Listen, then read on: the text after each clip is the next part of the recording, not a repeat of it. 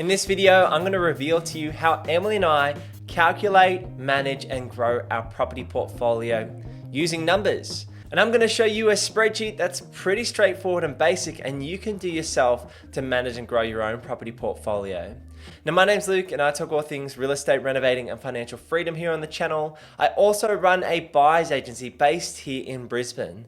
So if you're looking to buy a property here in the greater Brisbane market, head over to purposeproperty.com.au to book in a free chat with myself. Now, there's been a lot of talk about how to grow and manage a property portfolio. There's some fancy spreadsheets out there which put in 30, 50, 100 different estimates to show you exactly where your property portfolio is going to be in 10 to 20 years' time. Now, in my opinion, that stuff's a little bit bogus because you can't predict the future, and I think there's probably too many variables at play in those calculators for them to be super useful for you right now. So what I'm going to show you is how I manage our property portfolio. We're going to take a look at the assets, the liabilities, and the equity, and then we're also going to talk about the annual cash flows and managing your cash flow as you grow your property portfolio. Although I'm a chartered accountant and I love my spreadsheets, I like to keep things pretty basic. So let's dive in and take a look at my spreadsheet. So on screen, you can see a basic portfolio tracker. Now, these are some guide numbers. These are not our actual numbers, but it gives you a decent view of how you could manage and grow a property portfolio.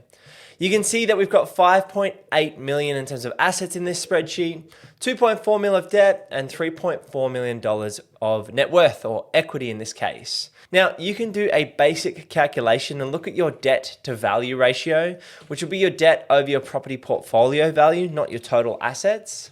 And in this case, it would give you a 45% LVR, looking at the debt on some properties and taking that over the gross asset value of those properties. So the way I like to run my spreadsheet for the assets and liabilities is just list them out. So we've got a Queensland investment here, which is held in personal names, and it's worth 1.5 million and rents for $78,000 a year.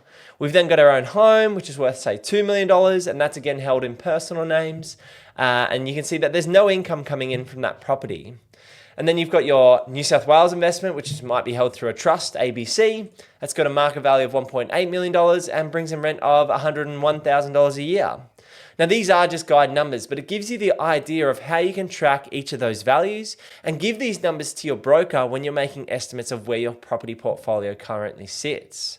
Now, you can also add in here when you get real bank valuations. So if you get a recent bank valuation, you can update your spreadsheet numbers or have a separate column where you're tracking the bank valuation values, because those bank valuations are going to be critical in terms of using your equity and pulling out money to continue growing your asset base. Now, what happens when you want to use the bank's money and refinance? You obviously need to be able to service the additional debt, but assuming you can service the additional debt and you pass the bank's criteria, the bank will generally lend to you up to 80% of your total property's value without having to pay lender's mortgage insurance. And so if your LVR is at 45% or 50%, you can leverage up an additional 30% in that example and use those funds to buy your next property. So this is also known as equity harvesting, where you pull out the money in your current property and then use those funds to buy more assets. Now, this is one of the reasons I like to include your own home in these calculators. When we're tracking your property portfolio, your own home is a massive asset. It's capital gains tax free, and you can leverage it using good debt by refinancing out against your own home, taking that debt and using that debt to buy other investments. What that means is if you keep that investment debt separate, even though it's secured against your own home, as long as you use those funds for investment purposes, that debt then becomes tax deductible. And this can be a great way for you to pay down your owner-occupied debt and then increase your investment debt and grow your asset base that way. So that's why I've got these example numbers here where you can see our own home says about $2 million. Even though it's not bringing any income in, it's a very valuable asset because the compounding gains on this are capital gains tax free. And obviously you have the ability, assuming you've got the serviceability, to leverage off debt and increase and grow your property portfolio that way. Now, it's also important to include your cash in offset accounts because this is going to show you what cash funds or how liquid you are in terms of your current funds to put money down on a deposit or to go and use those funds for future renovations. Now, moving forward to the liabilities, you can see we've got each of those properties. In my example, we've got a credit card with Qantas Money, which might have a $10,000 limit, and that can hurt your serviceability and borrowing capacity. So it's important to keep that in the liability section, even if you don't have any debt attached to that card and you pay it off every month, because that could potentially hurt your serviceability by 3, 4, even 5 times the credit limit when the mortgage brokers and the banks assess your serviceability. So looking at each of these properties, maybe this one's gone through a broker network, a couple of these properties might be with CBA, and you've got different loan balances for each of those properties. Now this 800,000 might be owner-occupied debt. So if you had 2 loans against your own home, you might want to split owner-occupied, and say this property was refinanced, you'd be able to refinance, say, 80% of $2 million. So if you times that 80% over $2 million, that leaves you with $1.6 million, which will give you an additional $800,000 that you could use to go and buy future investments. So what you'd end up with is an $800K original loan, which is your owner-occupied debt, another $800K loan, which is your investment debt, and it would also give you an additional $800,000 in your offset accounts, which you could then go and use that cash to make future purchases or do renovations, which again, you have to look at the tax assessment depending on what you were doing with those funds. So also you can see here in the liability section, we calculate the annualized interest. Now this is based off the interest rate, as well as whether it's principal and interest or variable. You need to assess that for your cash flow purposes. Now this annualized interest is only looking at the interest only component, not the total cash flow. So you want to make sure you run your numbers for your cash flow point of view, considering the principal.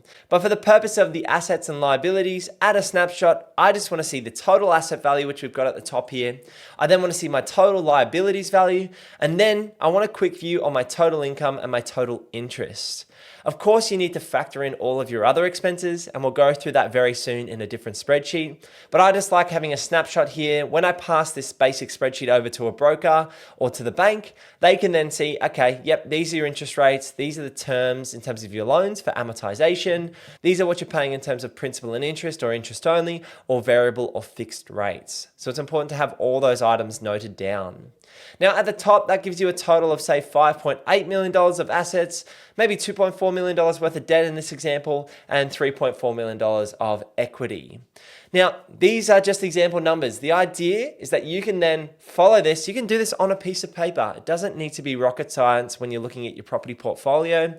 It's going to come down to your bank valuations or what you sell the property for, and then comparing that to the debt that is secured to each of those properties to work out if you have available equity or if you should sell down some of your assets to look to continue to grow your asset base. Now, people think that I would run far more complex strategies and have thousands of calculations, and that can be the case in some circumstances when I'm looking at deal analysis, but for actually managing and growing the property portfolio, it's not that difficult. It's fairly basic.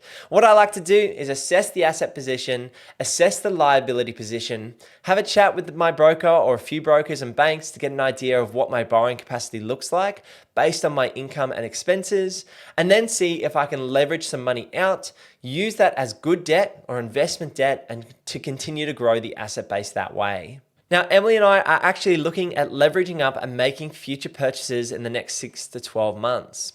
We are probably looking for something we can value add or create value on through minor cosmetic renovations or adding additional bedrooms and bathrooms, because we have a skill set in that type of strategy. We're also looking at corner blocks or larger blocks with subdivision or granny flat potential. And maybe if we can get a combination of those items, that's where we're really going to get big value in terms of our next purchase. We're not running out and buying anything because we want to be more strategic at this point in time. We don't want to have the stress and headaches of taking on the wrong property, which can really hurt people in terms of administration or bad tenants or poor areas or not doing their due diligence. So that's why we're running these numbers in our own property portfolio in detail, looking at our available equity moving forward and how we can continue to grow our asset base. Now, in terms of our end goal, we're looking to grow the property portfolio to around $10 million. That's our next big target. We've continued to set new targets as our property journey has continued to grow. We originally set a target of around $2.5 million in terms of assets. That grew to around $3.5 million and now $5 million. And now we're looking at that $10 million mark in terms of the portfolio. In terms of how our own home fits into that, our own home's probably going to be around that $2 to $2.5 million mark. We are just finishing off the renovations here, which is very exciting, and that series will be dropping later this year around our Growing Gable series for the full renovation on our own home. And then we're looking to leverage out that good debt later in the year to make some bigger acquisitions. Now we might make some smaller acquisitions at the $5 to $1 million mark, and then we might make some bigger acquisitions at the $2 to $3 million mark, depending on the available cash, equity, and how the numbers look from there. So as any good accountant would know, which I should hopefully know, you can't just look at your balance sheet, you also need to look at your profit and loss. And the way I do this is in a detailed property investment calculator. Now, what you can do is you can click this video over here to watch that and see me break down that entire process. And at the end of that video, you can even download that free calculator for yourself. So I hope you've gotten value out of exactly how I break down my numbers. It doesn't need to be overly complex. You can take that big picture view and look at how you can take steps forward to continue growing your asset base, and most importantly, create more choices and more freedom in your life. For me, it's about my football, my faith, my family. It's about those things, not having the overly fancy house or cars, although those things can be great and fun for a period of time. But for me, it's more about the choices to spend time with my family and do things that I love. And that's why we focus so much on growing a property portfolio together. And that's the real meaning behind our brand at Purpose Property. We think every property has a purpose, and property can enable you to live out your purpose by creating a property portfolio that gives you choices. So click that video somewhere over here if you want to see me break down an annual profit and loss and some deal analysis for a specific property purchase, and you can apply that annual profit and loss to all your properties in your portfolio. Thanks for sticking around. I'll see you in the next one. Peace.